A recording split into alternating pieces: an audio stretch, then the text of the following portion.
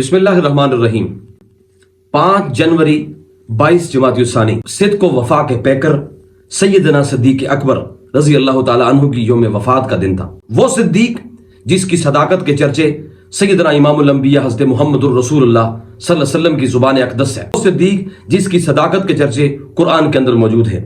قرآن مجید کے اندر سیدنا صدیق اکبر رضی اللہ تعالی عنہ کی فضیلت کے اوپر تقریباً 10 آیات نازل ہوئی ہیں۔ انبیاء کرام کے بعد اگر کسی کا مقام ہے وہ سیدنا صدیق اکبر رضی اللہ تعالی عنہ کا ہے۔ امام الانبیاء حضرت محمد الرسول اللہ صلی اللہ علیہ وسلم نے فرمایا کہ قیامت کے اندر جنت کے 8 دروازے سیدنا صدیق کے استقبال کے لیے کھولے جائیں گے اور صدیق جہاں سے چاہیں جس دروازے سے چاہیں داخل ہو جائیں۔ اللہ کے نبی نے فرمایا انبیاء کرام کے بعد اگر پوری کائنات کے اندر کسی کو فضیلت اگر دی ہے وہ سیدنا صدیق اکبر رضی اللہ تعالیٰ عنہ کو دی گئی ہے۔